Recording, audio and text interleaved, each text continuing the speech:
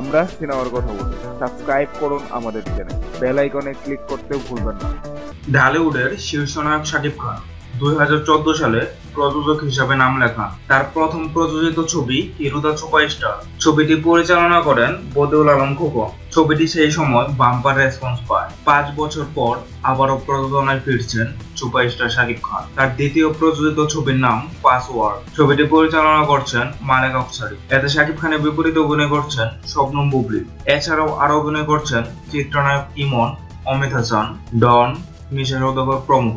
ছবিটি রোজার ঈদে মুক্তির লক্ষ্যে নির্মিত হচ্ছে। এছাড়াও জানা গেছে আরো 4টি সিনেমার কাজ শুরু করবেন এই নায়ক। এই 4টি ছবিও প্রযোজনা করা হবে এসকে ফিল্মস এর ব্যানারে। এ ব্যাপারে একটি গণমাধ্যমকে শাকিব খান বলেন, আমি তো ফের প্রযোজনা শুরু করেছি। পাসওয়ার্ড নামের ছবিটি নির্মাণ কাজ চলছে। আরো 4টি ছবি নির্মাণ চলতি বছরে শুরু হবে। বদিউল আলম খোকন নির্মাণ করবেন ফাইটার। ছবিটি কো-প্রডিউসার আমার চাচাতো ভাই মনির।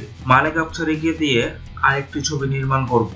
আরেকটি ছবি নির্মাণ করবেন রায়হান রাফি। এছাড়া আরো একজন নতুন পরিচালককে নিয়ে আরেকটি ছবি নির্মাণ হবে শাকিব খান ফিল্মস থেকে। এভাবে আমার নির্মাণের ধারা অব্যাহত থাকবে এবং ছবিগুলো জাতীয় ও আন্তর্জাতিক বাজারের জন্য নির্মিত হবে। পাসওয়ার্ড ছবি সম্পর্কে শাকিব খান বলেন, বিগ বাজেট ও বিগ অ্যারেঞ্জমেন্টে পাসওয়ার্ড নির্মাণ করছি। এটি বাংলা, হিন্দি, ইংরেজি ভাষায় নির্মিত হচ্ছে। দেশ বিদেশের দর্শক ছবিটি দেখে অবাক বিস্ময়ে বলবে, ঢাকায় ছবির মান সত্যি আন্তর্জাতিক পর্যায়ে পৌঁছেছে। ছবিটি নির্মাণে দেশি বিদেশি প্রযুক্তি ও জনবলের সর্বোচ্চ ব্যবহার করা হচ্ছে।